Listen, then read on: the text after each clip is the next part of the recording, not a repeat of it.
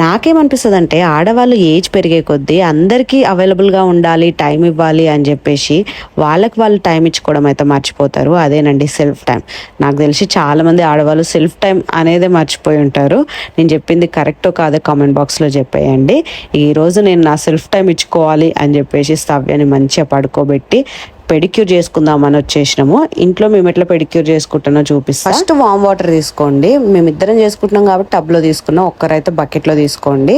అందులో shampoo or body wash వేసుకోండి, baking soda ఇంకా సాల్ట్ వేసుకోండి. 10 minutes లెగ్స్ సోక్ చేయండి. ఆ 10 minutesలో మా మమ్మీ మంచిగా ఫిష్ ఫ్రై తెచ్చిపెట్టింది. మస్తు సుకూన్ అనిపించింది. ఇక కంప్లీట్ చేసిన తర్వాత నేను మసూర్ దాల్ ఉంటుంది కదా, ఎర్రపప్పు, దాన్ని మిక్సీలో వేసి పౌడర్ చేసుకొని అందులో టమాటో కొంచెం రసం ఉంటుందిగా పిండుకొని వాటర్ పోసుకొని కలుపుకొని పక్కకు పెట్టుకున్నా. ఇక ఇప్పుడు నెయిల్స్ అన్ని కట్ చేసుకొని క్యూటికల్స్ అంతా రిమూవ్ చేసుకోండి. ఇక చేసుకున్న తర్వాత ఈ మసూర్ దాల్తోని మంచిగా స్క్రబ్ చేసుకోండి. ఇది స్టెప్ 2 స్క్రబ్బింగ్ అనమాట. మంచిగా స్క్రబ్ చేసుకోవాలి, గట్టిగా మసాజ్ చేసుకున్నట్టు చేసుకోండి.